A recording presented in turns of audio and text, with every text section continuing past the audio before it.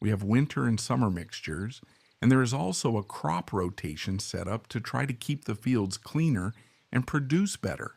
This is the remaining mixture, an interesting mix with an interesting fiber level. We milk about 850 cows with a pasture-based focus. But it is a system that the team we have adapts well to and that allows, if today the owners want 2 days, or if we can't be here or don't need to be, it's a system that keeps functioning. Hello, welcome to our channel in Santa Fe. I believe today we will be at a slightly different farm, which is a pasture-based system, and well, I hope you like it. Subscribe to our channel, visit our website, and see you here. Hello, how are you? The farm is a family establishment that my father started 20, 30 years ago.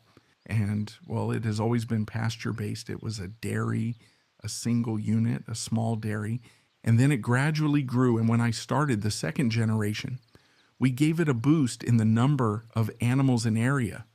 We added more land, and we kept progressing. Today, both of us work. Now I work more. I'm more here than he is, but it remains a family establishment.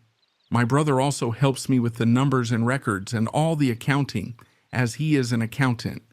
I am an agronomist, and my father is also an agronomist. Well, this is an establishment, 1,000 hectares in total. Here, we milk about 850 cows with a pasture-based focus. Besides the milking area, we do all the rearing, raising, all the categories here as well. We produce all the forage reserves here, and we produce approximately 50% of the concentrate. The ration we give is also produced here. And yes, these are the 850 cows, and it's an American Holstein that we are trying to adapt to grazing. And this last year, we achieved 24 liters on average per year per milking cow. We are always around 23 to 25 liters. But the important thing about this, or our goal, is to try to keep the cows in the field. We harvested approximately, this year we closed with 46% of the diet. It's forage harvested directly by the cows. We like it. We feel comfortable with this system. Today we are at about 11,500 liters per hectare of the milking platform. My father today we plan, we project together the whole business part. Yes, we do it together. Then a little in the field, the management of personnel, all that. Yes, I do more. And well, the more daily decisions, when there is a bigger decision, my father is already 70 years old. He is less involved and he has other activities as well. So that's it. But the important decisions are made as a family. That's the idea. And what is your challenge here with the cows, with the feeding? Yes, I am quite involved in the planning part and then the feeding part. Yes, I am in charge of the crops. It's a bit about the diet, the details. Sometimes the pastoral system to achieve a certain efficiency requires a lot of control. So it's not easy to harvest 50% of the diet as pasture with good productions. So we are measuring pasture. A daily strip is made, which in reality is a strip per turn, but then it moves. In the same turn, we move the strip twice to try to stimulate consumption. And that involves the mixtures, the definitions of the different pastures. That's what I do. And how is the management of the pastures? Do you have winter, summer? Does it change? Yes, we have winter and summer mixtures, and there is also a crop rotation set up to try to keep the fields cleaner, produce better, and be environmentally friendly as well. There is a well-organized rotation. There is an agronomist who helps me, and we walk the field every week, the whole field. And according to the walk, we plan the grazing for that week, and we keep monitoring. For this system, it is very important because the infrastructure for confinement and feeding is minimal, so it is very important to always have grazing available for the cattle in order. That is fundamental to maintain production and maintain milk quality and everything else. So we plan, we walk the whole field, we see the growth, we see the pasture that we can allocate to the herd, And then the rest, yes, we meet with the nutritionists, and depending on what we have available in the field, we adjust a diet that is given in feeders, a diet that complements the pasture. Still, this last year, 45% was eaten by the cows as pasture, 35% was concentrate, that is rations, and the rest was reserves, which are corn silage, ryegrass silage, pasture silage, and sorghum silage, but the base is corn silage. And yes, today, this batch we are seeing here are autumn calved cows. It is a high yield batch. Today, it is at 33 liters. We are in the middle of the insemination season because here insemination is done in 2 blocks. So we are in the middle of the insemination season. But yes, it is part of the management. Yes, very well. And there is no compost barn or free stalls here? No, just grazing. One of the goals is for the cows to go to the field, for the cows to return everything possible to the field. You can tell we save a lot on effluent distribution when the cows are in the field. We feel comfortable with the system. It is quite a low cost and safe system, and I believe it works and is very important. Even when we make a strip movement for the cows, the movement we do in the middle of the shift, you see that the cows go deposit the feces, urine, everything in the field, everything we can do in the field is better. Then in the feeders, yes, we have a system of collecting all the effluents, and that is returned to the field, part liquid and part solid, but everything is returned to the field. We try to be very careful about that. Yes, the milk quality is now we had 3.82% fat and 3.50% protein. They are improvable, but with the pastoral system and the milk we give, we don't have much. And the type of cattle it is, which is not small cattle, the New Zealand type, it is American cattle, which we adapt to this.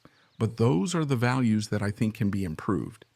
We are working on it. One of the points we have been working on in recent years is trying, either with the veterinarians in the cattle selection part or in the diet adjustment with the nutritionists, we are trying to improve in that. The somatic cell count is around 270 on average. Yes, we have the herd. The 850 cows are distributed in 3 wings because part of the secret to harvesting pasture is that the cows have time to graze the pasture, which is bulky. So we try to have 3 wings with the goal that the cows spend as little time as possible in the parlor and have more time to graze. In those 3 wings, we separate the heifers into one parlor where they are alone. The first calf heifers are milked separately. Today it is a batch of 200 that are milked, 220 that are milked on their own. And well, there the somatic cell count is at 75,000. But the overall average gives 250, the historical average of the last few years. Are the milking systems the traditional herringbone? Yes, now you might see that traditional herringbone. There are 5 feeders in the parlor. That is, everything is given later in some feeders. We make a TMR mix and feed it in the feeder. And yes, it is traditional herringbone, quite simple. You don't feed pellets, the pelletized ration? No, we feed everything. Now you might see it. We feed everything in feeders. We prepare a mix in a mixer. We gather all the feed ourselves, which we do a bit with the nutritionists. Having pasture in the system requires making a lot of adjustments in the diet, in the TMR that we give, because the pasture is not always the same. And it also depends on the weather. It is open to the sky. So sometimes we have more availability, less availability, depending on temperatures, rainfall. So we try to prepare everything ourselves and adjust it quite well with the nutritionist and the agronomist. We get together and try to plan. And for you here with the rains, is mud a problem? Yes, mud. I mean, it is a problem. Like in all dairies, especially in Uruguay, in countries where it rains like here, where the level of precipitation is steady. Here in Uruguay, it rains about 1,000 millimeters annually. It is fairly evenly distributed throughout the months, but there is a lot of variability. Now, this autumn that we are going through, as you saw, 500 millimeters only in April. So, yes, the mud complicates things, but not too much. I think the system of being able to go to the field every day and everything to a different strip, that is handled quite well. When we see that there are precipitation forecasts, we have places, strips nearby so that the cows don't have to walk. They stay close, have a healthy place, not dry, but at least clean to lie down. So that works quite well and is part of the success of having low somatic cell counts and not many cases of mastitis, neither clinical nor subclinical. That is quite controlled, but yes, it requires that craftsmanship of the family aspect, which is part of what we are involved in, trying to take care of those details. Yes, and for example, do you have the mastitis indexes, reproduction rates, pregnancy rates? Yes, we have them now. The pregnancy rate is quite good. It is pretty good. Now, I don't remember offhand, but yes, they are good results. We are above 25%. We keep track of the indicators. We are in a CREATE group. We keep track of the Confu CREATE indicators, and we are always there in those values, in the top 25%. The insemination is done in 2 blocks, which I think helps us to organize. The cows calve in March and April, and then they calve in August and September, only in those 2 months. That helps to organize. Also, in systems like this, it helps a lot with low infrastructure. And depending a lot on the weather, these are months where we don't have major problems to reach production peaks. It adapts quite well. And that allows us in those months of services and reproduction to focus on that. That helps a lot. These are moments when we are all involved, both the working staff and the veterinarians. We know that the moment of services is coming, and it is quite intense. There are 1 or 2 people only to detect heats. In the work team, there are 5 who know how to inseminate. The veterinarians are always around, and that is working quite well. And the cases of mastitis, too, I don't remember, but it's around 5%. Something well controllable, quite reasonable. One of the things I like about the system is seeing the cows calmly grazing. I think that is one of the advantages of the system. And it is clear that there are other systems that would allow greater individual production, sometimes greater profitability, perhaps, sometimes not. But it is a fairly calm system, which requires a certain pressure or certain control of processes, but it is a system that the team we have adapts well to, and that allows, if today the owners want 2 days, or if we can't be here or don't need to be, it's a system that keeps functioning quite well. There is a good work group that knows what they are doing, that knows the system. So I think that is part of why it works. How many people work here? We are 16 people working. 16 for how many animals? Yes, those 16 are also involved in pasture sowing, in crops, but the main herd is about 850 cows, and then there is all the rearing as well, with about 600 rearing animals. In total, we have 2,020 animals. In total, including some males rearing females and all the milking and dry cattle. Another important point that I had forgotten to mention is that we have a water system in the plots.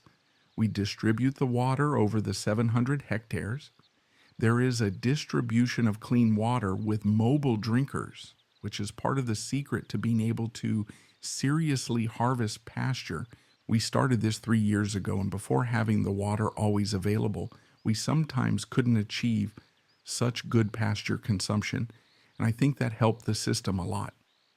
Since we incorporated it, it has given us significant help and changed the cow's routine that helped us a lot.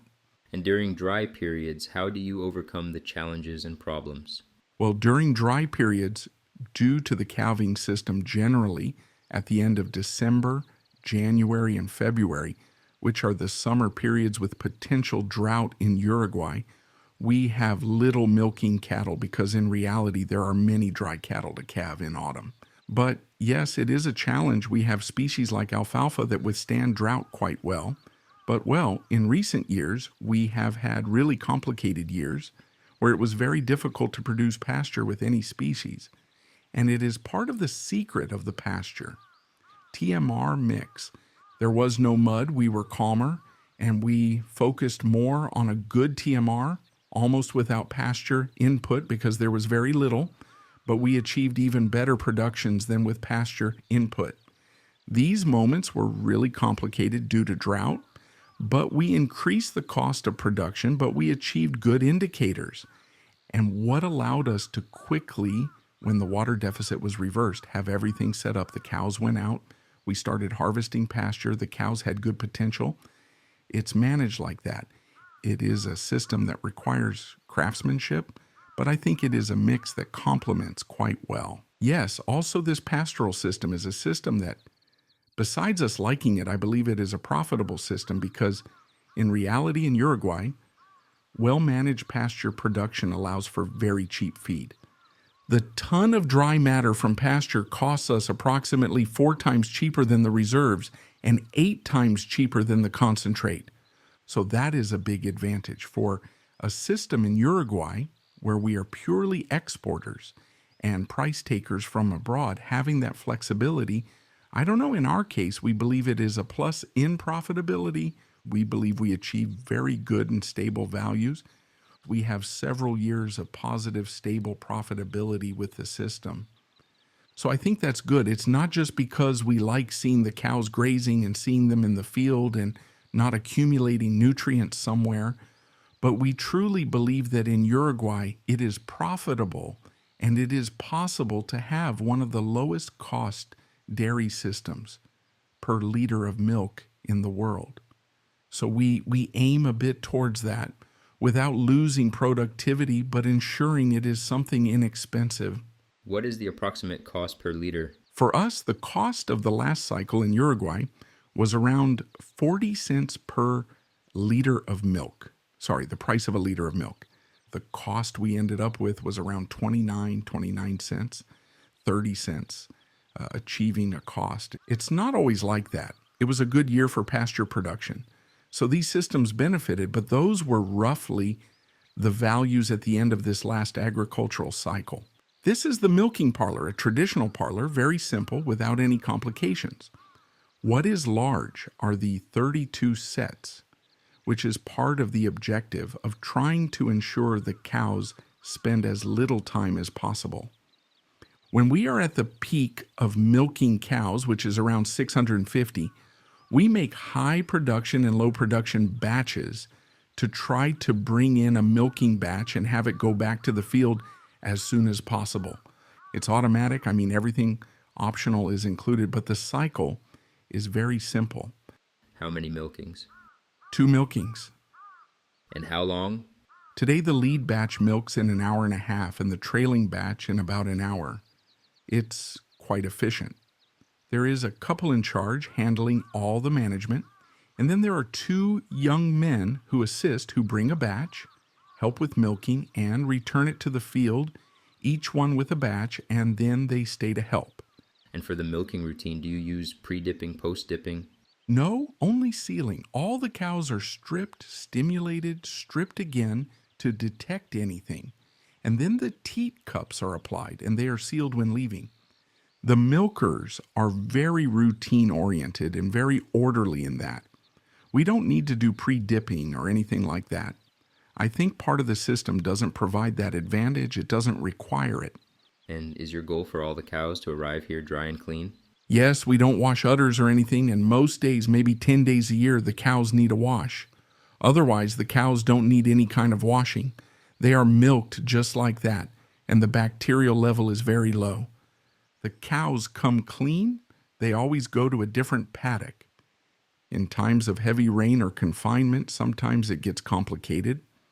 When pasture production is very low, we have organized near the dairy, in this dairy, 7 paddocks with fescue, with good slope, which are the places we assign to them during storms or low pasture production. And we rotate them so that they always have a clean and disinfected place to lie down. This is the part where we provide the supplement, the concentrate. Everything is fed with a mixer, and today we feed it twice a day, once at noon and then again at night to try to distribute the feed. Now, what this high yield batch is eating, besides good ryegrass grazing, as we saw today in the field, is 16 kilos of corn silage.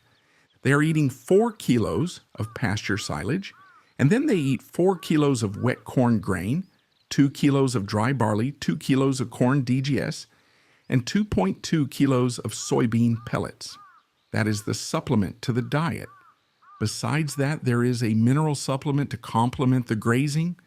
That's a bit of what this batch is eating, which is producing around 33 liters on average. This is the remaining mix. It's an interesting mix with an interesting fiber level. Everything is adjusted for fiber size and ingredients. We adjust it weekly when we assess the grazing. We try to adjust and see what is needed to complement. Sometimes the adjustments are minimal, but when we have a significant change in grazing or less availability in the grazing fields, we also address the adjustment issue. And another important thing is that both the guy who handles the mixer, as well as the technicians, the dairy manager who moves the cows, and the guy who operates the mixer, always assess the feeders to see if they are consuming everything and what we can do to improve consumption. All of that is also done by the operators. We all do it, but the operators are the ones who are there every day, and they are the first to notice. And in that, we are quite organized, and we achieve almost all the consumption goals we set. Now, what the cow does is come from grazing. She eats this, which they consume in about an hour or an hour and 20 minutes, and then she is milked and then returns to a short grazing session, and then she repeats the process. Generally, this is done before milking because we are very interested in the cow, and since the feed is given twice and they are not very large amounts, we want the cows to come to eat together to ensure more uniform consumption and less competition. And the most important thing is that the cow knows that after milking, she goes straight to pasture. Otherwise, we would have to keep them here waiting. So we make sure the cow is never near the parlor where there is more mud and contamination. We want her to leave immediately. And she is already accustomed to walking to the field after milking. That's the basic idea of the cow's routine. It's also part of the management of effluents. We try to collect the effluents from the parlor along with the effluents from the feeder. They are swept together. We separate solids from liquids, or we separate as much as we can, as much as possible, solids from liquids. And both are returned to the field. The solids are returned. We accumulate them 3 times and return them 2, 3, or 4 times a year, depending a bit on the weather. And we return them to the fields that are harvested. There is a rotation of 2 years of crops and 3 years of pasture.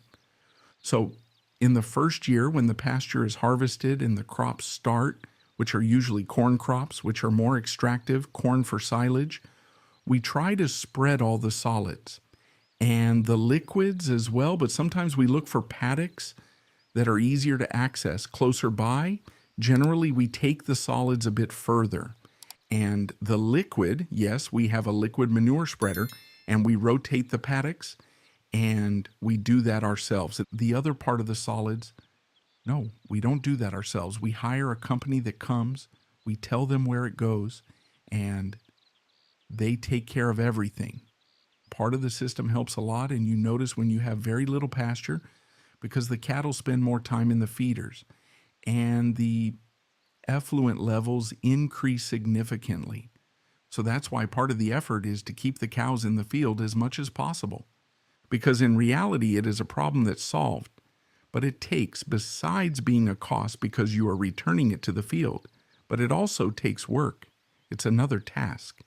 There almost has to be one person in charge of it to make sure it's done right. The times when we are busy with a lot of sowing and other things, whenever you neglect it for something else, it ends up going wrong. So now there is someone who is more or less in charge of that, and they know, they check, monitor the levels, the pool, they call directly to the solid spreader. The engineer tells them which paddock it goes to. And that's more or less how we do it.